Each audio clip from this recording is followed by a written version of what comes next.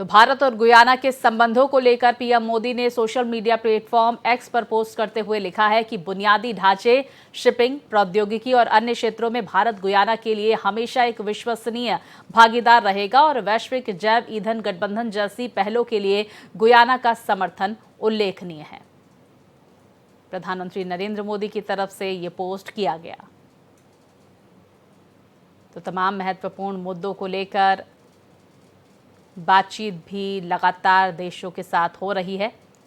ऐसे में देखिए, तमाम महत्वपूर्ण बातों का जिक्र करते हुए प्रधानमंत्री अपने इस पोस्ट में नजर आए हैं।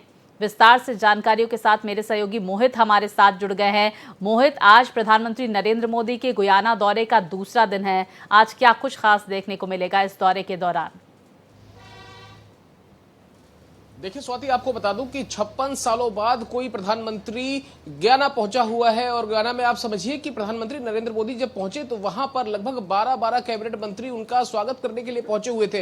ये अपने आप में ये दिखाता है कि भारत की इंपॉर्टेंस आज वैश्विक पटल पर क्या है, यही वजह है। और आप समझिए कि साल 1968 में इंदिरा गांधी वहां पर पहुंची हुई थी और उसके बाद अब कोई प्रधानमंत्री वहां पर पहुंचा है। और सबसे बड़ी बात यह है कि गयाना ने भी वहां पर प्रधानमंत्री नरेंद्र मोदी को एक उपहार के तौर पर या हम ये कहें कि उनको एक चाबी सौंपी, जो कि कहीं ना कहीं एक सम्मान का प्रतीक है। और आप समझिए कि प्रधानमंत्री नरेंद्र मोदी को अब तक 17 ग्लोबल अवार्ड मिले, मतलब अभी तक मिल चुके हैं। ये प्रधानमंत्री नरेंद्र मोदी क्या दिखाता है कि उनका विश्व पटल पर उनकी क्या अहमियत है, उनकी क्या दमदार शख्सियत है, यही वजह है। और आप समझिए कि जिस देश में 3.2 लाख यानी कि लगभग 3.25 लाख के आसपास भारतीय मूल के लोग रहते हो, उस देश में हमारे खासतौर पर हमारे देश के लोगों की क्या अहमियत होगी, यही वजह है कि जो अभी तक 68 या 56 वर्षों में जो कोई प्रधानमंत्री नहीं कर पाया, उसको रिपीट किया है प्रधानमंत्री नरेंद्र मोदी ने। और अब मैं आपको बताऊं कि द्विपक्षीय वार्ता का आपने दौर देखा,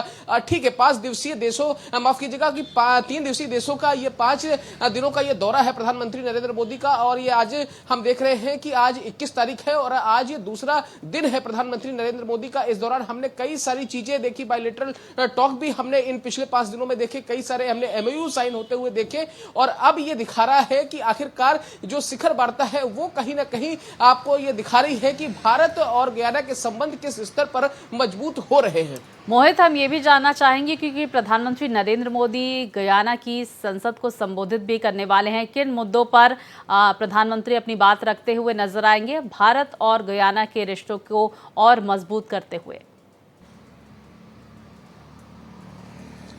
देखिए, मैं आपको बताऊं कि भारत में लगभग कई साल पहले, हम या यूं कह सकते हैं लगभग 1927 के आसपास से ही जो गिरमिटिया समुदाय है, जो गिरमिटिया समाज है, वो वहां पर पहुंचा हुआ था। यहाँ के जो मजदूर थे वो वहां पर प्रवासी मजदूर बनकर वहां पर पहुंचे थे, तो अच्छी खासी वहां पर तादाद थे। यही वजह है कि प्रधानमंत्री नरेंद्र मोदी आज वहां की जब संसद को भी संबोधित करेंगे तो सबसे बड़ी बात यह है कि वो भारत में के जो भारत के प्रवासी मजदूर हैं या जो प्रवासी भारतीय हैं, खासतौर पर गिरमिटिया समुदाय है, उनकी बेहतरी के लिए दोनों देशों के बीच में आपसी संबंध किस तरीके से मजबूत किए जाए, किस तरीके से और ज्यादा उनको संबंधों को धार दी जाए, इन सारे विषयों को लेकर प्रधानमंत्री नरेंद्र मोदी संबोधित करेंगे। और सबसे बड़ी बात है कि भारत की कई कंपनियों का वहां पर इन्वेस्टमेंट भी है। इससे पहले हमने देखा नाइजीरिया का ही आप उदाहरण ले लीजिए, लगभग 200 बड़ी ऐसी कंपनियां हैं जिनका कई बिलियन इन्वेस्टमेंट नाइजीरिया में भी है। ठीक इसी तरीके के हालात ब्राजील में भी है। और हमने श्रीलंका के साथ भी देखा कि भारत ने किस तरीके से श्रीलंका में भी इन्वेस्टमेंट कर रखा है। तो चाहे श्रीलंका हो, नाइजीरिया हो, ब्राजील हो, गयाना हो या फिर कोई भी ऐसा देश हो, भारत इस समय बड़े भाई की भूमिका निभा रहा है। यही वजह है कि हम कोविड में जब वैक्सीन निर्यात करते हैं तो हम उसको वैश्विक संबंधों के तहत या फिर हम मित्रवत व्यवहार के तहत उनको चीजें प्रदान करते हैं। यही वजह है कि आज विश्व पटल पर भारत की छवि दमदार तरीके से उभर रही है। और आज इसकी वानगी पिछले 5 दिनों में भी हमने देखने को मिली, चाहे वो G20 की मीटिंग हो, चाहे वो शिखर सम्मेलन की बात हो। और इस तरीके की तस्वीरें अपने आप में एक अलग ही कहानी बयां करती है। बहुत शुक्रिया आपका मोहित, तमाम जानकारियां हम तक पहुंचाने के लिए। तो हर किसी की निगाह है प्रधानमंत्री के संबोधन पर आज रहने वाली।